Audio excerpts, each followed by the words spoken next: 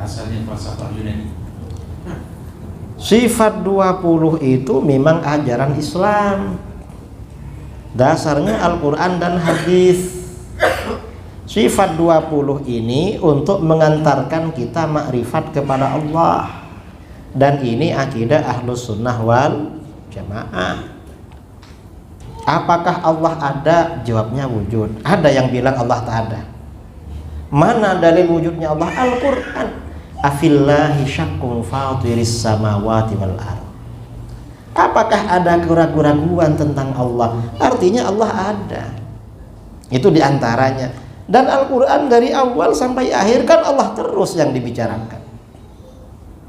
Sejak bila Allah ada? Allah kidam, wujudnya tanpa permulaan. Kalau ada permulaannya, bukan Tuhan namanya. Dasarnya dalam Al-Quran, huwal awwal wal akhir. Kalau di dalam hadis at-tawwabul qadim, asmaul husna. Sampai bila wujudnya Allah? Jawabnya adalah baqa. Maha kekal, maha abadi. Dalam Al-Quran, kullu man 'alaiha fan wa yabqa wajhu rabbika dzul jalali wal ikram. Al-Quran. Seperti apa Allah itu? Jawabnya mukhalafatu lil hawadits. Tak serupa dengan apapun perkara yang baru. Dalilnya laisa kamitslihi syai'. Ada di mana Allah itu? Duduk mana? Jawabnya adalah qiyamuhu bi nafsi. Allah berdiri pada zatnya sendiri. Allah tak perlu pada tempat. Dalilnya wallahul ghani wa huwal ghaniyyul hamid. Hanya Allah lah yang maha kaya secara mutlak. Tak perlu pada apapun. Tak perlu tempat, tak perlu arah. Itu dalam Al-Quran semua, bukan dari filsafat. Kita ini belajar akidah Ahlus Sunnah di pondok, mulai dari kitab kecil sampai kitab tebal. Tak pernah ulama kita berdalil, dalilnya adalah qala Aristoteles. Tak ada begitu. Qala Plato, tak ada. Qala Pitagoras, tak ada. Yang ada qala Allah Ta'ala, qala Rasulullah sallallahu alaihi wasallam. Nah, kalau Wahabi tauhid 3, rububiyah uluhiyah, tujuannya apa? Untuk mensyirikan, mengkafirkan orang yang bertawassul, beristighatsah, bertabarruk. Dari mana dasarnya? Di kitabnya Tauhidu Abi Jahlin wa Abi Lahab. Abi Jahal, Abi Lahab berarti dasarnya. Dari situ. Lalu tauhid asma wa sifat. Asma wa sifat ini untuk melawan sifat 20. Dari mana? Sumbernya dari Yahudi. Itu perbezaannya. Ada lagi? Kiai pada malam ini dilihat nampak lebih menjurus kepada Wahabi. Kita attack Wahabi lah. Jadi soalannya, apakah bahayanya Wahabi ini dengan Jabariyah, Qadariyah, Mu'tazilah dan lain-lain? Jabariyah ini sekarang tak ada, Qadariyah ini ada tapi berupa Syiah dan Hizbut Tahrir. Cuma tak ramai dan tak terlalu bahaya. Tak terlalu bahaya. Mu'tazilah tak ada tapi ajarannya dipakai oleh Syiah dan Hizbut Tahrir. Tapi di sini kan tak bahaya.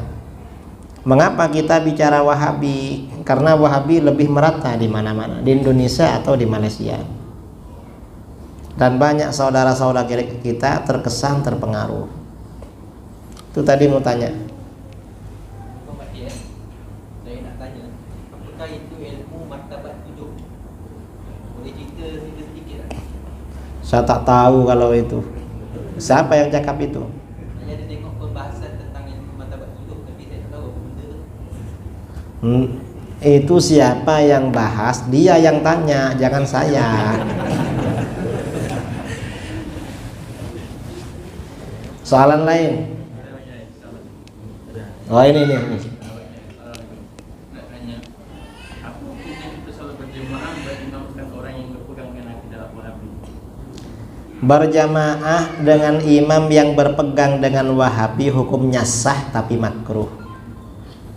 Apakah dapat pahala? Sebagian ulama mengatakan mengurangi pahala. Lebih afdal sholat sendirian. Jadi kita ini malah kurang pahalanya kalau bermakmum sama dia.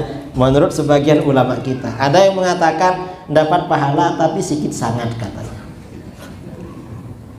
Jadi macam itu. Jadi kalau berjamaah ke sini aja, karena di sini Ahlus Sunnah. Kalau yang Wahabi tinggal mah ini ngurangi pahala ini. Kadang-kadang ya, saya pernah berjamaah itu. Tak tahu kalau Wahabi. Ternyata sudah Wahabi bacanya tak fasih lagi. Aduh. Ini kurang berapa ini? Karena waktu sholat hilang khusyuk. Ini imamnya. Nggak jadi, hati tuh nggak sholat langsung. Kemana-mana pikiran. Kalau khusyuk macam imam Masjidil Haram misalnya ya, kan masih lumayan bisa khusyuk kan, karena imamnya enak. Kalau sudah Wahabi masih tak enak lagi. Malah kurang pahalanya, bukan dapat pahala. Assalamualaikum Ustaz. Salam. Saya nak bertanya ada satu hadis, Isa akan turun membenarkan ajaran Nabi. Jadi kita sekarang ikut ahli sunnah, Asy'ariyah, Maturidiyah. Jadi saya nak tanya, Asy'ariyah dengan Maturidiyah tu Nabi ke? Kenapa kita tak ikut ajaran Nabi? Kenapa tak ikut ajaran Nabi? Lah, Imam Asy'ari dan Imam Maturidi itu yang membentangkan ajaran Nabi SAW secara bagus. Jadi setelah Rasulullah wafat dapat berpuluh-puluh tahun, beratus tahun banyak muncul aliran-aliran.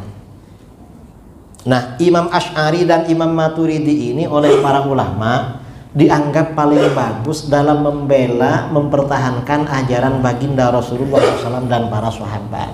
Karenanya ulama bermadhab pada beliau, dianggap paling bagus dalam menjaga Al-Quran, menjaga hadis paling bagus. Jadi itu.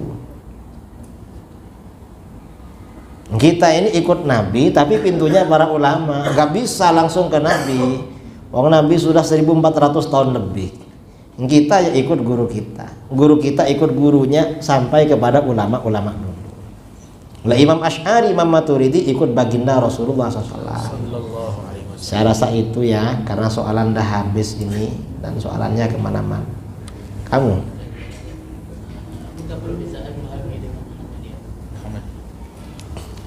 Kalau Muhammadiyah itu organisasi apa kalau di sini? NGO.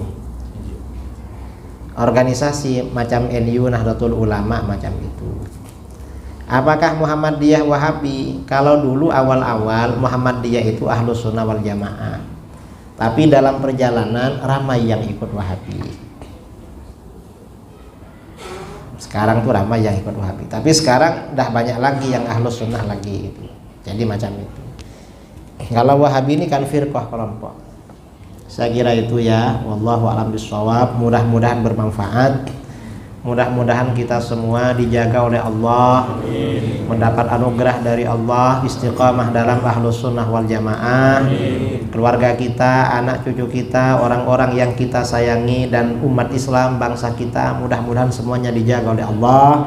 Amin. Allahumma amin. Dari saya kurang lebihnya mohon maaf. Assalamualaikum warahmatullahi wabarakatuh.